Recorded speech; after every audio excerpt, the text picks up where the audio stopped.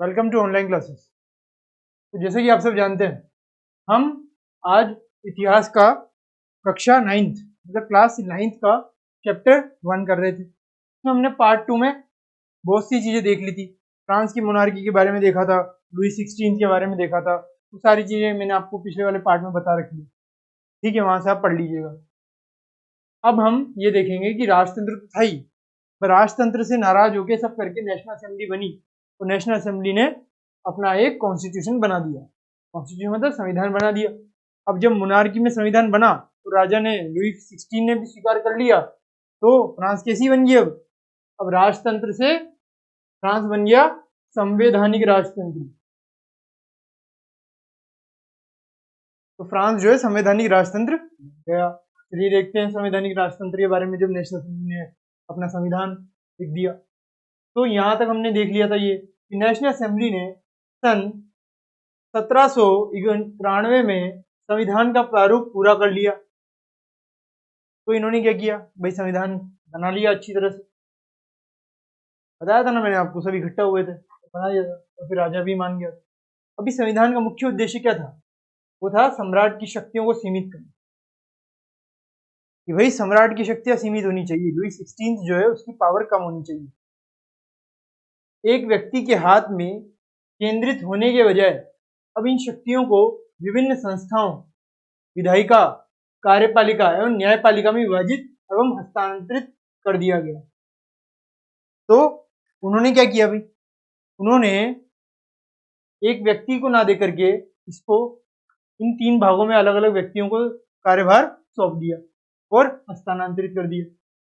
हमने पिछले पार्ट में यहाँ तक ये सारी चीजें पढ़ी थी कि भाई कई सारे ये जो लड़ते रहते थे, मैंने बताया था ना आपको, नेशनल असेंबली को मान्यता दे दी इसने संविधान पर, जो उसकी सत्ता पर अब से संविधान का अंकुश था। असेंबली ने करो इन सबको हटा दिया था, तो ये सब चीजें हो गई थी।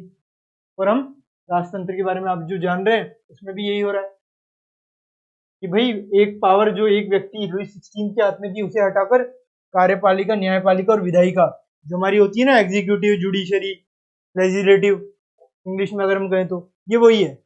जैसा कि रूसो नहीं, उसने मोंटेस्क्यू ने बताया था।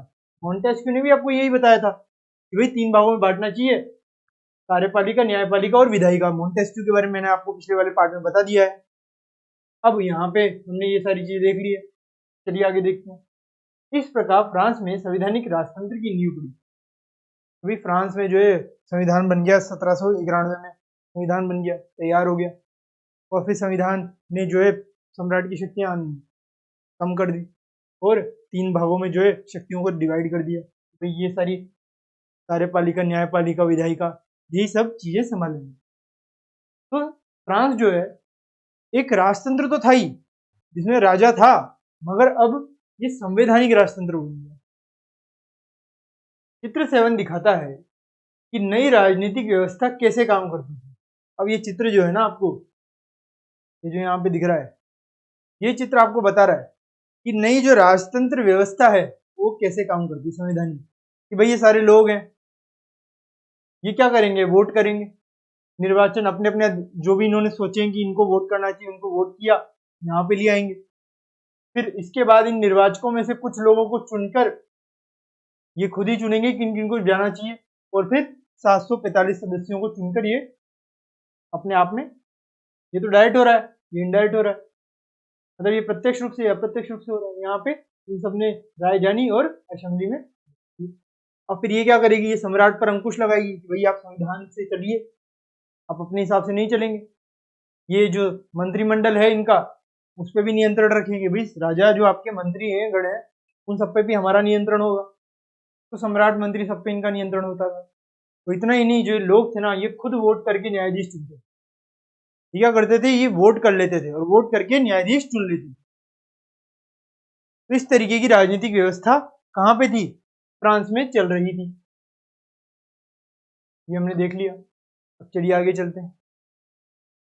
अब यहाँ पे देखिए 1791 के संविधान के बनने का, संविधान ने कानून बनाने का अधिकार नेशनल असेंबली को सौंप दिया। भाई कानून बनाने का जो अधिकार है ना, वो अब किसके पास था, नेशनल असेंबली के पास, राजा के पास नहीं है, कि मंत्रियों के पास नहीं है। अब सारा अधिकार नेशनल असेंबली को दे दिया गया कानून बनाने का। तो नेशनल असेंबली अब प्रत्यक्ष रूप से चुनी जाती थी, मैंने आपको बता दिया, प्रत्यक्ष रूप से चुनी जा रही है। निर्वाचक जो प्रत्यक्ष रूप से चुने जा रहे हैं, फिर वो अप्रत्यक्ष रूप से नेशनल असेंबली में आ रहे हैं। अब सर्वप्रथम नागरिक एक निर्वाचक समूह का चुनाव करते थे। ये जो हमने चित्र देखा ना अभी, इसी के बारे में ये आपको बताया हुआ है कि जो नागरिक होता ना, सबसे पहले वो क्या करता था, एक निर्वाचन समूह का चुनाव करता था कि भाई मुझे इसको वोट देना है, जो पुनः असेंबली के सदस्यों को चुनते थे। वोट करके उन्हें चुन लिया, फिर वो वापस से असेंबली के सदस्यों को, मैंने बताया 745, उनको चुन लेते थे। अब सभी नागरिकों को मतदान का अधिकार नहीं था, मगर यहाँ पे भी एक कैच है, यहाँ पे भी एक प्रॉब्लम थी कि भाई सभी नागरिकों को तो मत करने का अधिकार ही नहीं था, सिर्फ कुछ ही नागरिक थे जिनको मत करने का अधिकार मिला करता था। तो 25 वर्ष से अधिक उम्र वाले केवल ऐसे पुरुष को ही सक्रिय नागरिक, जिन्हें मत देने का अधिकार था, का दर्जा दिया जाता था। मतलब जिसकी आयु 25 से अधिक है, उसे ही वो मतदान का अधिकार दिया करता था। और इतना ही नहीं, जो कम से कम 3 दिन की मजदूरी के बराबर कर चुकाते थे। मतलब जो कर चुकाते थे, सिर्फ उन्हें ही बोला गया कि भाई आप कर चुका रहे हो तो आपको ही वोट करने का अधिकार है। अगर आपने कर नहीं चुकाया तो आपको वोट करने का अधिकार बिल्कुल भी नहीं मिलेगा। सीधी सी बात है। तो कर दो, वोट दो, एक हाथ से हमें कर दो और एक हाथ से वोट दो। तो चलिए, ये बात तो कर ली वोट की। तो इससे पता लग रहा है ना कि ये अभी भी किसानों के बारे में नहीं सोच रहे, ये सिर्फ ये चाहते हैं कि जो कर जो देगा उसे ही हम वोट देंगे। अब आप जानते हैं कर देना कितनी मुश्किल वाली घड़ी थी, क्योंकि इस समय तो फ्रांस में वैसी भुखमरी की सिचुएशन, और शेष पुरुषों और महिलाओं को निष्क्रिय नागरिक के रूप में वर्गीकृत किया गया कि भाई जो कर दे रहा है ना वही सक्रिय नागरिक है, उसे ही वोट देने का अधिकार है, बाकियों को वोट देने का अधिकार था ही नहीं। भाई आप जो है वो क्या नहीं दे सकते, आप जो है वोट नहीं दे सकते, आपको वोट देने का कोई अधिकार नहीं है। निर्वाचक की योग्यता प्राप्त करने तथा असेंबली का सदस्य होने के लिए लोगों का करदाताओं की उच्चतम श्रेणी में होना जरूरी था कि भाई लोग जो हैं वो करदाताओं की उच्चतम श्रेणी में अगर नहीं है तो उन्हें कर देने का अधिकार नहीं मिलेगा। अगर आप उच्चतम श्रेणी में हो तभी आपको क्या मिलेगा, तभी आपको कर देने का अधिकार मिलेगा, वरना कर देने का अधिकार नहीं मिलेगा। चलिए मान लिया ये तो हमने, तो आगे देखते हैं। करदाताओं की उच्चतम श्रेणी में होना जरूरी है भाई।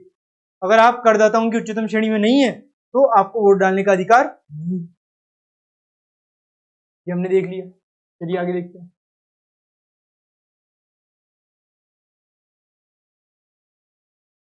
अब यहां पे देखिए, संविधान पुरुष एवं नागरिक अधिकार घोषणा पत्र के साथ शुरू हुआ था। तो जो संविधान है ना वो कैसे शुरू हुआ था, वो शुरू हुआ था घोषणा पत्र के साथ। उसने क्या किया, उसने घोषणा पत्र दे दिया कि भाई हम इन सबको अधिकार देंगे, हमें इन सबको अधिकार देना है। तो उन्होंने ये घोषणा पत्र जारी कर दिया, और घोषणा पत्र के साथ इन्होंने संविधान में सबसे पहले यही लिखा कि भाई ये घोषणा है संविधान की। तो इसमें क्या क्या किया, जीवन का अधिकार दे दिया, अभिव्यक्ति की स्वतंत्रता का अधिकार दिया, कानूनी बराबरी के अधिकार को नैसर्गिक एवं अहरणीय अधिकार के रूप में स्थापित किया गया। अर्थात यह अधिकार प्रत्येक व्यक्ति को जन्मजात प्राप्त है, मतलब जो हर व्यक्ति है उसे ये अधिकार मिला करते थे। तो जितने भी व्यक्ति हुआ करते थे ना उस समय, उन सबको ये अधिकार दे दिए जाते थे। अब ये अधिकार तो मिल गए, मगर क्या इनको वोट देने का अधिकार मिला? सबको नहीं मिला, कुछ कुछ को ही मिला, जो किनको, जो कर दिया करते थे। अब जो कर देंगे सिर्फ उन्हीं को अधिकार मिलेगा, जो कर नहीं देंगे उनको अधिकार नहीं मिलेगा, और इन अधिकारों को छीना नहीं जा सकता। मगर ये जो अधिकार है ना, जो एक घोषणा में संविधान की, ये नहीं छीन पाओ। अब राज्य का यह कर्तव्य माना गया कि वह प्रत्येक व्यक्ति के नैसर्गिक अधिकारों की रक्षा करे। मतलब घोषणा पत्र में तो ये था कि प्रत्येक व्यक्ति के जो अधिकार है उनकी वो जो है रक्षा करनी है, मगर ये तो वोट देने का अधिकार जो है सिर्फ कर देने वाले लोगों को दे रहे थे, और ये सारे अधिकार सारे लोगों को दे रहे थे। तो इनकी बातों में जो है बहुत ज्यादा मतभेद हुआ करते थे कि वोट देना चाहिए, पुरुषों को महिलाओं को दिलवाना चाहिए कि भाई महिलाओं को भी वोट देने का अधिकार दे या ना दे। उनके बारे में इनके लिए बहुत ज्यादा दिक्कतें थी। अब यहाँ पे ये देखिए, जो आपको घोषणा पत्र यहाँ पे बताया है ना, इस घोषणा पत्र का ये फोटो देख लीजिए। इस तरीके के घोषणा पत्र हुआ करते थे। अब ये थोड़ा क्लियर नहीं है, बट इस तरीके के घोषणा पत्र हुआ करते थे। अब यहाँ पे देखिए, इस घोषणा पत्र में क्या क्या बताया गया है। तो पहला क्या है, आदमी स्वतंत्र पैदा होता है। ये बोलता था कि आदमी जो है स्वतंत्र पैदा होता है, स्वतंत्र रहते हैं और उनके अधिकार समान होते हैं, कि भाई सबके अधिकार जो है वो समान है, कोई भी बड़ा या छोटा नहीं है। हर एक राजनीतिक संगठन का लक्ष्य आदमी के नैसर्गिक एवं अहरणीय अधिकारों को संरक्षित करना। अहरणीय मतलब जिनको हरण ना किया जा सके, जिनको लिया ना जा सके, वो वाले अधिकार। ये अधिकार हैं कौन कौन से, स्वतंत्रता, संपत्ति, सुरक्षा एवं शोषण के प्रतिरोध का अधिकार। तो ये सारे अधिकार इन्हें दिए गए। तीसरा अधिकार, समग्र प्रभुता, संप्रभुता का स्रोत राज्य में नहीं है। कोई भी समूह या व्यक्ति ऐसा अनाधिकार प्रयोग नहीं करेगा जिसे जनता की सत्ता की स्वीकृति न मिली हो। मतलब कोई भी ऐसे अधिकार का प्रयोग नहीं करेगा जिनको जनता ने स्वीकृति नहीं दी। अगर जनता बोलेगी तभी काम होगा, क्योंकि अब संविधान आ चुका है, उसमें अधिकार दिए हुए हैं। स्वतंत्रता का आशय ऐसे काम करने की शक्ति से है जो औरों के लिए नुकसानदेह ना हो। मतलब आप स्वतंत्रता तो हो, आप स्वतंत्र हो, आप कुछ भी कर सकते हो, मगर इसका मतलब ये नहीं आप दूसरों को नुकसान पहुंचाओगे, औरों को नुकसान देना हो, वो वाली चीजें करनी, आपको स्वतंत्रता तो मिल रही है। हमारे संविधान में भी आज के समय की ही कुछ कुछ झलक हमें दिखती है। समाज के लिए किसी भी हानिकारक कृत्य पर पाबंदी लगाने का अधिकार कानून के पास। अगर कोई भी हानिकारक कृत्य हो रहा है समाज में, तो आप खुद उसके ना बन जाए कि भाई कृत्य हानिकारक है, हम उन्हें सजा देंगे। सजा देने में सबका अधिकार कानून के पास होगा, सारी पाबंदियां लगाने का आपके पास है। 6, कानून सामान्य इच्छा की अभिव्यक्ति है, मतलब आपकी इच्छा की अभिव्यक्ति होनी चाहिए। सभी नागरिकों को व्यक्तिगत रूप से या अपने प्रतिनिधियों के माध्यम से इसके निर्माण में भाग लेने का अधिकार है। कानून की नजर में सभी नागरिक समान है, यहाँ पे देख लीजिए। चलिए आगे चलते हैं। 7वां क्या है, कानून सम्मत प्रक्रिया के बाहर किसी भी व्यक्ति को ना तो दोषी ठहराया जा सकता है और न ही गिरफ्तार अथवा नजरबंद किया जा सकता है। अगर कोई व्यक्ति ऐसा है जिसने कोई कानून किया है, उसने कोई क्राइम किया है, मगर वो कानून के अनुसार क्राइम नहीं है, तो आप उन्हें सजा नहीं दे सकते। आप उन्हें सजा नहीं दे सकते, चाहे कुछ भी कर ले, उन्हें सजा नहीं मिलनी चाहिए। प्रत्येक नागरिक जो है वो बोलने, लिखने और छापने के लिए आजाद है। जो भी चीजें छापनी है छापो, लेकिन कानून द्वारा निर्धारित प्रक्रिया के तहत ऐसी स्वतंत्रता के दुरुपयोग की जिम्मेदारी भी उसी की है। मतलब आपने छाप दिया, आपने सारी चीजें करी, मान लिया हमने, आपको करना था आपने किया, मगर इसका मतलब ये नहीं है कि आप उसका दुरुपयोग करें। हमने आपको अधिकार दिए, मगर अधिकारों के साथ साथ आपको एक चीज ध्यान में होनी चाहिए कि भाई आपको उनका दुरुपयोग नहीं करना है। सार्वजनिक सेना तथा प्रशासन के खर्चे चलाने के लिए एक सामान्य कर लगाना अपरिहार्य है। मतलब एक सामान्य कर तो जो है वो लगा ही सकते हैं। सभी नागरिकों को पर अपनी आय के अनुसार समान रूप से कर लगाया जाना चाहिए। मतलब आपकी आय जितनी होगी उतना ही कर लग जाएगा वहां पे, ठीक है। अब आगे देखिए, एक तो आपकी आय है ही नहीं और आपसे कर वसूला जा रहा है, ऐसा नहीं होना चाहिए। क्योंकि संपत्ति का अधिकार एक पावन एवं अनुल्लंघनीय अधिकार है, अतः किसी भी व्यक्ति को इससे वंचित नहीं किया जा सकता जब तक कि विधि द्वारा स्थापित प्रक्रिया के तहत सार्वजनिक आवश्यकता के लिए संपत्ति का अधिग्रहण करना आवश्यक ना हो। मतलब अगर संपत्ति का ग्रहण करना आवश्यक नहीं है तो आप किसी की संपत्ति जब्त ना करें, ठीक है। और ऐसा ही नहीं, उनको मुआवजा भी दिया जाए, अग्रिम मुआवजा जरूर दिया जाना चाहिए। आप किसी की जमीन ले रहे हो और आप उसे मुआवजा नहीं दे रहे, माना कि सरकार जमीन ले रही है, मगर सरकार भी मुआवजा तो उसे देगी, जमीन किसकी है, सरकार की थोड़ी है। तो ये बात है यहाँ पे, आपको पता लग गया। अब यहाँ पे देखिए, यहाँ पे एक बंदा आपको बताया हुआ है, यह है पॉल, पॉल मारत। इसका नाम क्या है, मारत। यह है पॉल मारत। तो इस पॉल मारत ने बोला कि ये जो आपने ये घोषणा करी है ना, पुरुष एवं नागरिक अधिकार शोषण घोषणा पत्र, ये एक तरीके से आपने सिर्फ अमीरों के लिए रखा है, गरीबों का इसमें भी कोई हाथ नहीं, गरीबों को इसकी सारे अधिकार नहीं मिल रहे हैं। कैसे बोला उसने, चलिए बताते हैं। पोल मारत बताएंगे आपको। ये नेता हुआ करते थे एक तरीके के, तो क्रांतिकारी पत्रकार थे ये सरकार का बहुत ज्यादा जो है क्रिटिसिज्म या फिर विरोध किया करते थे। तो मारत ने क्या बोला भाई, मारत या मरा भी बोल सकते हैं आप इसको, टी यहाँ पे साइलेंट है, ने अपने अखबार लामी द पल्प, ने लामी द पप्ल जो है जनता का मित्र नाम का अखबार चलाता था ये, मैं नेशनल असेंबली द्वारा किए गए संविधान पर यह टिप्पणी की। भाई नेशनल असेंबली ने संविधान बना दिया, तो इस संविधान जो है वो किस तरीके से हो रहा है वो आपको दिखना चाहिए, संविधान जो है वो किस तरीके से हो रहा है, तो ये सारी चीजें हो जानी चाहिए।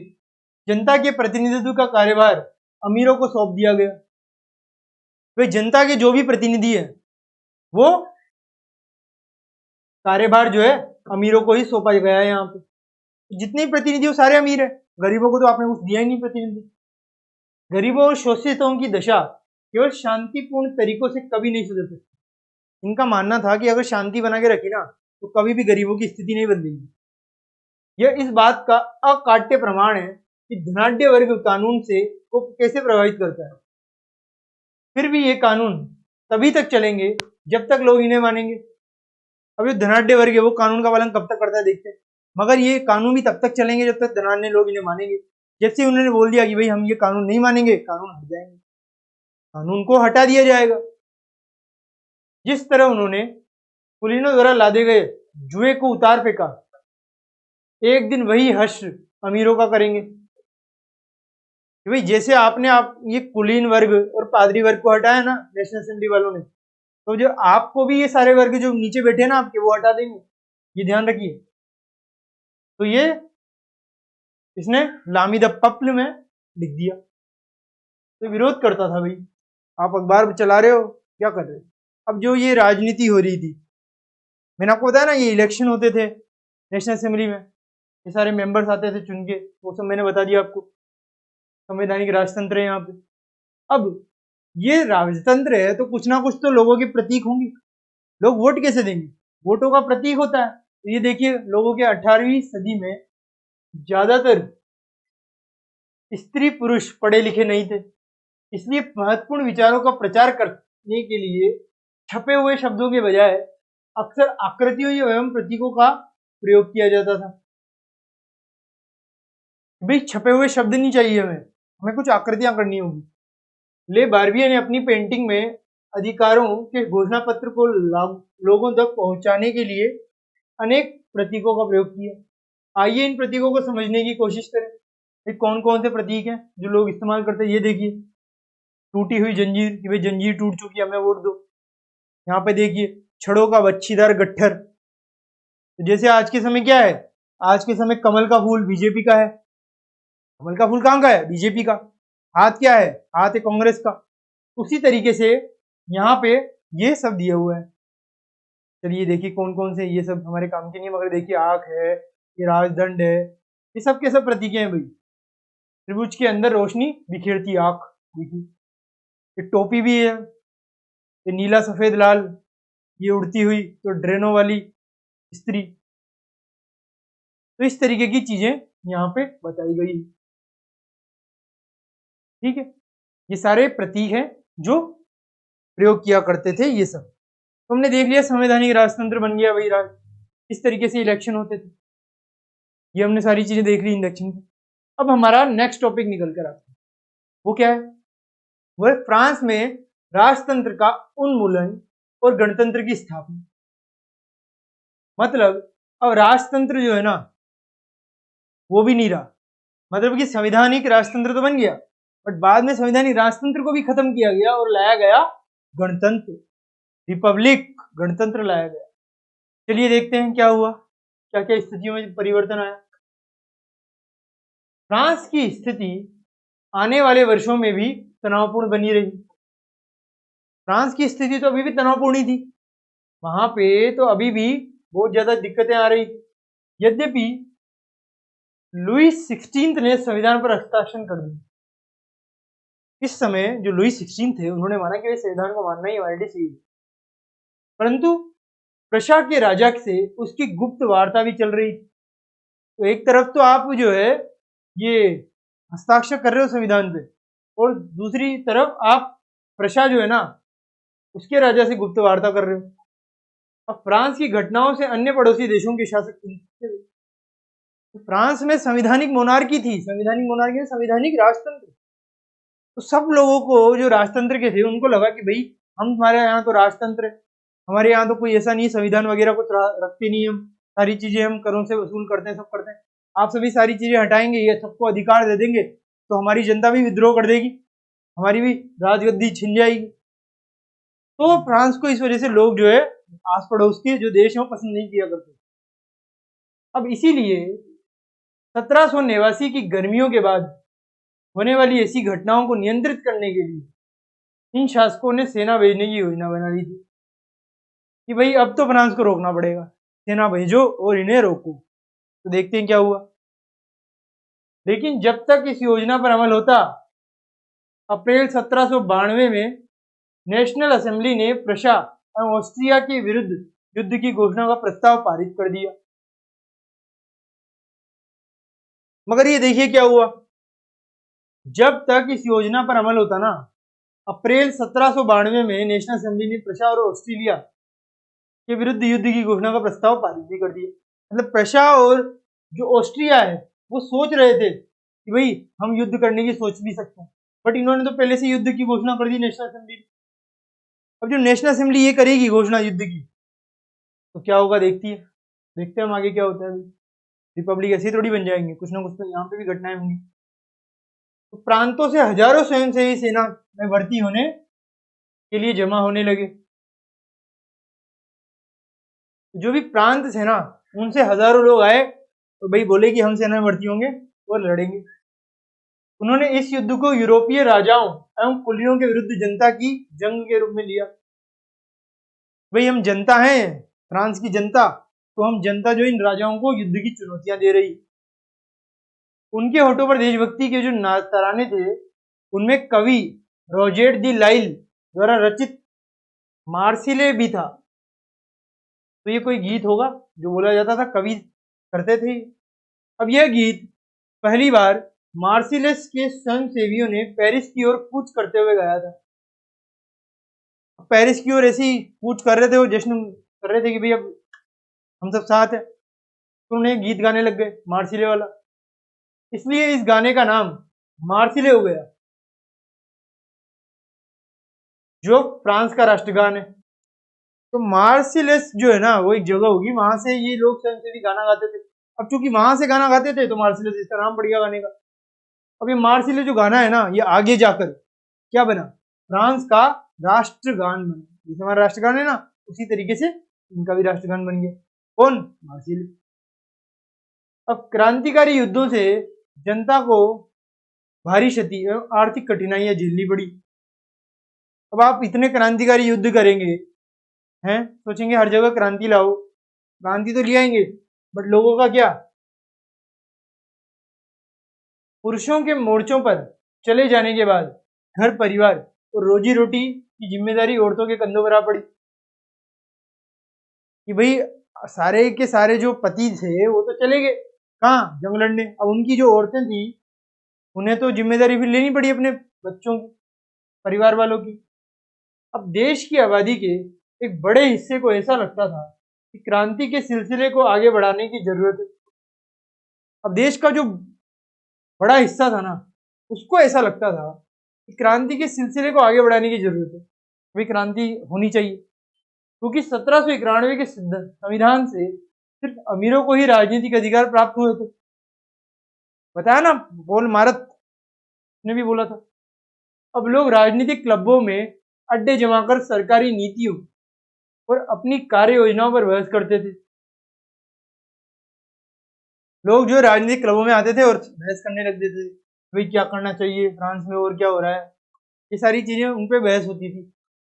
इनमें से जेकोबिन क्लब सबसे सरल था, जिसका नाम पेरिस के भूतपूर्व कॉन्वेंट ऑफ सेंट जेकब के नाम पर पड़ा। तो जेकोबिन क्लब भी आया।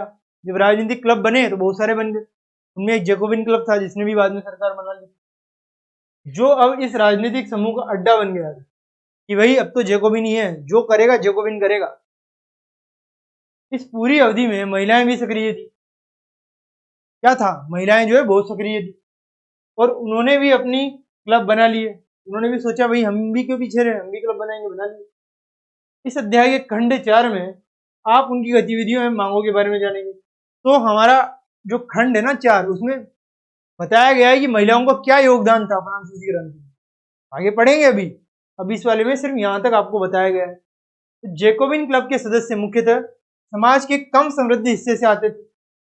ये जो बहुत ही कम समृद्ध हिस्से से आते थे, मतलब कि जो थर्ड स्टेट है ना उसकी बात चल रही है, वहां से आते थे। अब जेकोबिन क्लब तक हमने यहां तक देख लिया कि भाई जेकोबिन क्लब आ चुका है।